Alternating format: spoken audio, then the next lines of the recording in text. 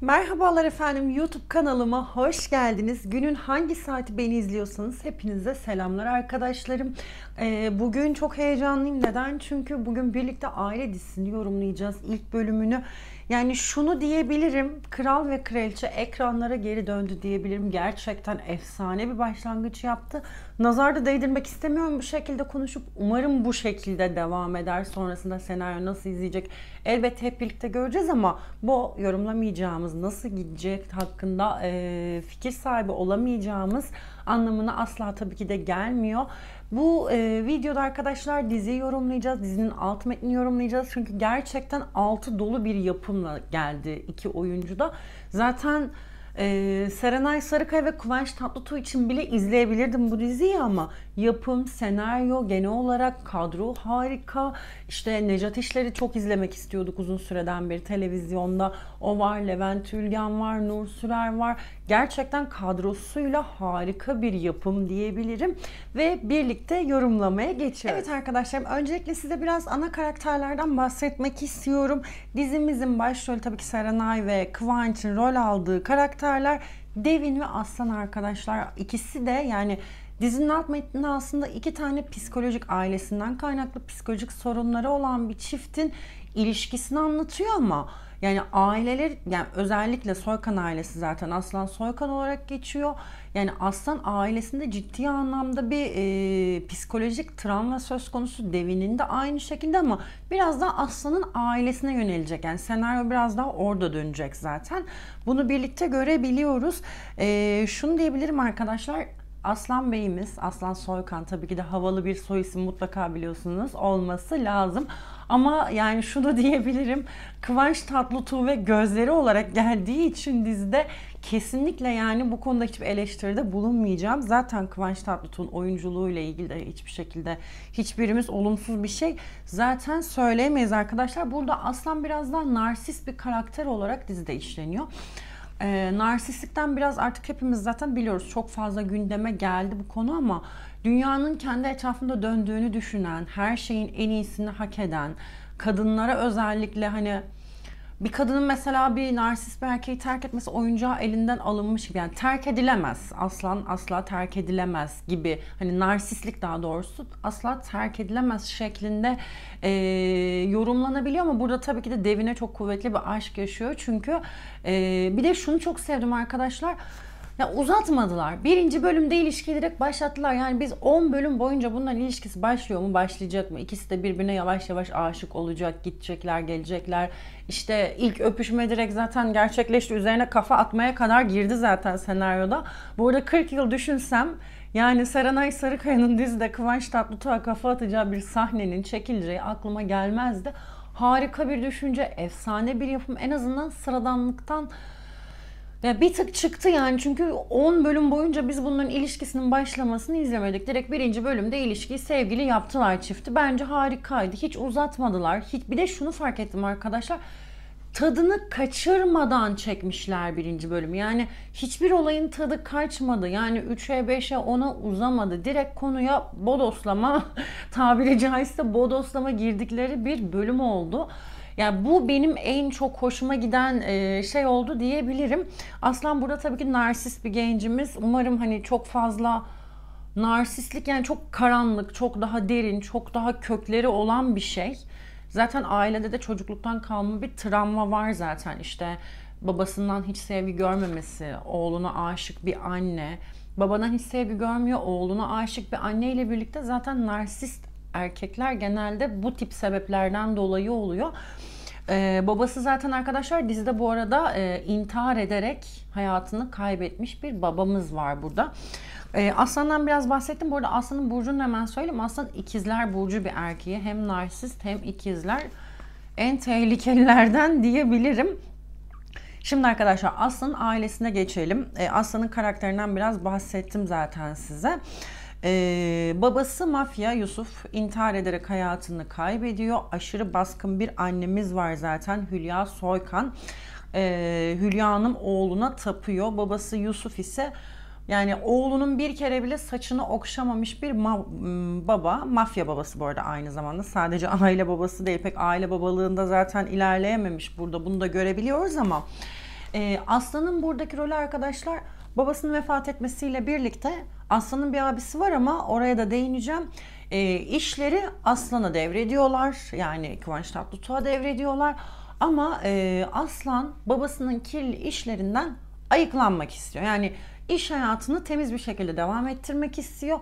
Ayıklamak istiyor. Burada karşısına amca rolümüz çıkacak. Tabii amca rolümüz de bu arada arkadaşlar Levent Ülgen oynuyor amca rolünde, efsane bir oyuncu. Oralara geleceğim.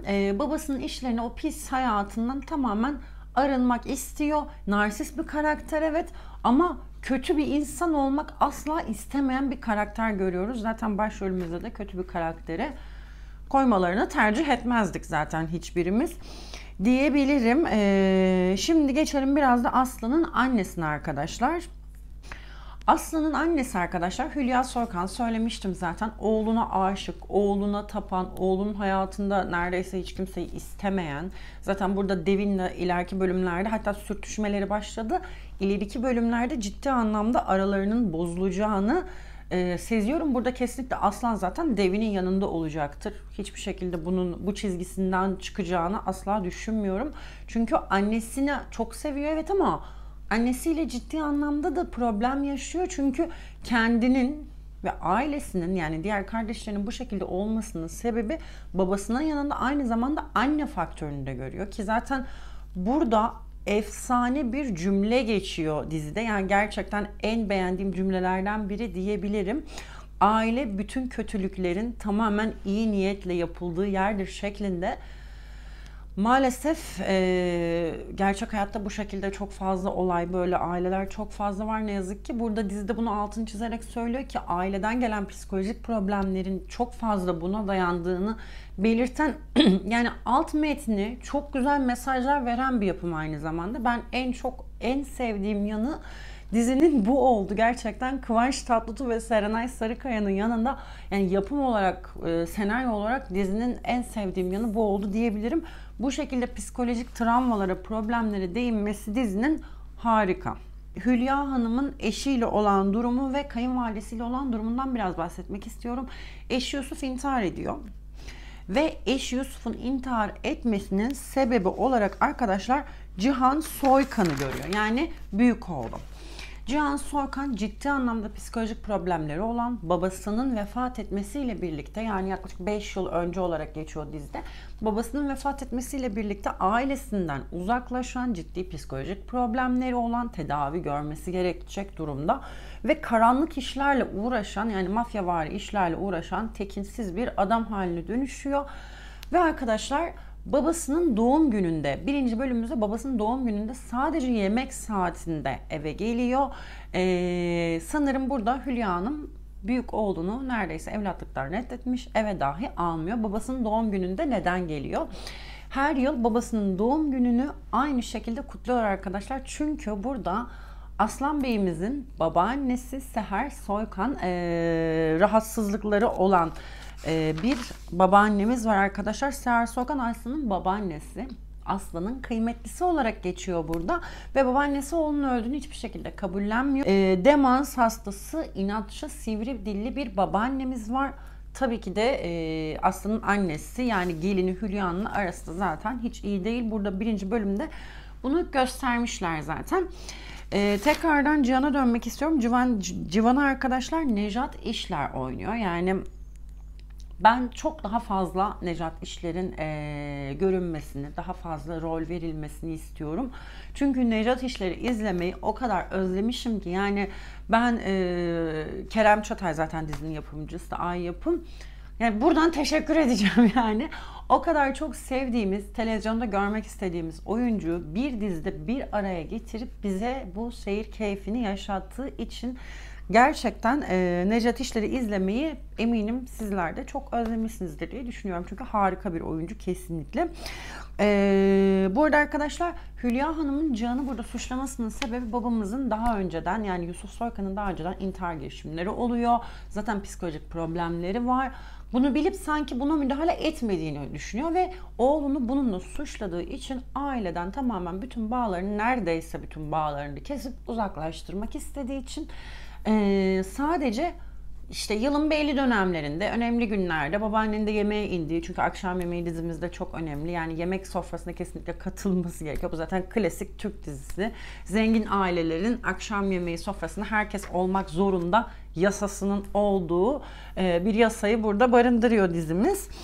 Sadece belli günlerde Cihan'ımız geliyor. Bu arada Cihan arkadaşlar Devi'nin, yani Serenay Sarıkaya'nın danışmanlarından biri oluyor. Bunun fragmanda bize göstermişti dizimiz. Fragmanda Cihan psikolojik terapi Devin'den alıyor. Çünkü Serenay Sarıkaya, yani Devin, dizide Devin karakterimiz psikolog, psikiyatrist. Zaten bu kadar travmanın içerisinde bir psikoloğa da bu dizide ihtiyaç vardı. Bence meslek seçimi de harikaymış. Soykan ailesinde terapi yapar diye düşünüyorum. Fragmanda ve birinci bölümde fazla öyle bir sahne olmadı ama ikinci bölümde, yani fragmanda da zaten bunu görüyoruz. Yani hem Aslan'ı iyileştirecek bence burada Devin karakteri, hem de aile fertlerini iyileştirecek. Evet arkadaşlar, şimdi geçelim Levent Ülgen'e, yani İbrahim Soykan. İbrahim Soykan arkadaşlar Yusuf Soykan'ın oğlan kardeşi, yani Aslan karakterimizin amcası oluyor. İbrahim arkadaşlar Aslan'ın, şimdi demin de bahsettiğim gibi, Aslan bu işte babasının kirli işlerinden tamamen ayıklanmaya çalışıyor. İşte iş hayatını temizlemeye çalışıyor. Kesinlikle o karanlık tarafla hiçbir şekilde bağ kurmak istemiyor. Temizlemeye, arınmaya çalışıyor bu durumda. Ancak İbrahim Soykan kesinlikle öyle bir karakter değil. Yani gayet bu işlerin bizzat içerisinde ve kardeşi Yusuf, yani Aslan'ın babası Yusuf'u zamanında ailenin başına geçirdikleri için zaten Yusuf'a karşı bir kin var. Tabi Yusuf ölünce de oğlu Aslan'a kalıyor zaten bütün işler. Doğal olarak Aslan yeğeni olmasına rağmen onunla çok fazla karşı karşıya gelecekler, çatışacaklar. Zaten birinci bölümde de şöyle bir Kıvanç Tatlıtuğ'un ve böyle bir masaya, bütün karizmasıyla masaya yumruk attığını, masayı kırdığını gördük. Zaten burada direkt zaten amcasıyla olduğu ve olacağı çatışmaları zaten dizi bize gösterdi. Bu sebepten dolayı Aslan ve amcası fazlasıyla birbirine böyle bir çatışacakları durumları izleyeceğiz. Evet arkadaşlar, geçelim Aslı'nın bir diğer kardeşine. Cihan'dan bahsettik, amcasından bahsettik, annesinden, babasından vesaire bahsettik. Bir de iki tane kız kardeşi var arkadaşlar. Birincisi Leyla Soykan, annesinin zoruyla istemediği bir evlilik yapıyor. Şirketin muhasebesiyle, muhasebe müdürüydü sanırım. Şirketin muhasebesiyle ilgilenen bir beyefendiyle istemediği bir evlilik yapıyor. Çok mutsuz bir evliliği var. Sürekli aldatılıyor. Zaten medyaya videoları, fotoğrafları falan da düşmüştü. Ben, eşim ve eşimin kız arkadaşı, biz kocaman bir aileyiz diye. Burada Yasak Elma'dan da bir replik almışlar. O da gözümden kaçmadı değil. Yani psikolojik problemleri olan bir kardeş daha. Zaten evin içerisinde arkadaşlar sağlık problemi, yani psikolojisi düzgün olan, sağlam olan bir karakter dizide genel olarak göremiyoruz. Devin'in kız kardeşine de değineceğim zaten. Birazdan bölümde geçen tüm olayların özetine geçtiğim zaman. İki tane de bu istemediği evlilikten iki tane de çocuğu var arkadaşlar. Tabii ki de Leyla Soykan'ı da oynayan Canan Ergüder gerçekten benim çok beğendiğim kadın oyunculardan biri diyebilirim. Hem çok güzel, hem çok başarılı ve bir rahatsızlığı da atlatmıştı zaten. Allah bir daha yaşatmasın. Gerçekten ya, oynamasına çok sevindim. Televizyonda görmek istediğim oyunculardan biridir. Böyle psikolojik problemleri olan bir kız kardeş ve bir diğer kardeşimiz daha var arkadaşlar. Hemen şöyle bir çevireyim. Ceylan Soykan, o da küçük kız kardeşi Aslı'nın. Yani birazcık şımarık bir zengin kızını oynayan bir karakter. Ona fazla girmediler birinci bölümde. Belki de sonrasında elbette o karakter üzerinden de döndü. Bu arada şunu fark ettim arkadaşlar dizide. Her karakterin bir hayatı, bir olayı, yani tek düze devam edecek bir dizi değil. Çok geniş çaplı düşünülmüş, altyapısı olan bir senaryo. Umarım bu şekilde devam eder diyebilirim. Tüm karakterlerin özellikleri ve hepsinin üzerinden bir iş çıkacak orada. Yani tek düze bir yapım izlemeyeceğiz. En sevdiğim şeylerden biri budur. Ama tabii birinci bölümde bu Ceylan Soykan hakkında Ceylan Soykan hikayesine fazla girmedi. Zaten en başta girilebilecek bir durumu yoktu diyebilirim.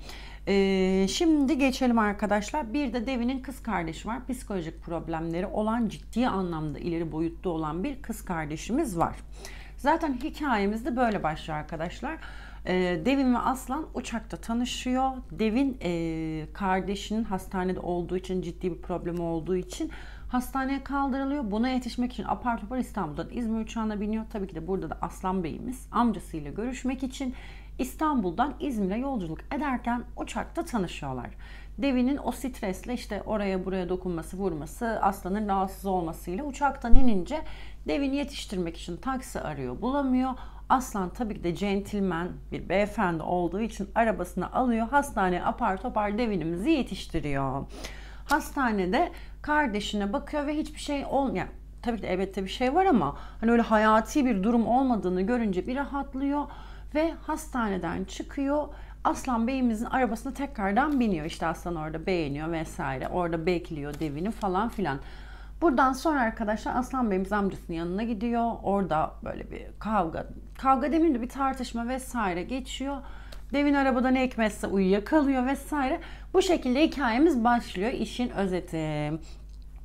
Şimdi arkadaşlar geçelim bir diğer aşamamıza. Bu kısımların hepsini geçiyorum. Zaten izleyeceksinizdir. Ardından şimdi bunlar tekrardan işte Devin'in kardeşi intihar etmeye kalkıyor. Tekrardan İstanbul'a dönüyorlar. İşte Devin'in kardeşini Aslan hayatını kurtarıyor. Orada İstanbul'a dönüyorlar arkadaşlar. İstanbul'da tekrardan tabii ki de Devin'in aklında kalıyor. Tekrardan bir görüşme bahanesi, orada ceketi teslim etme vesaire.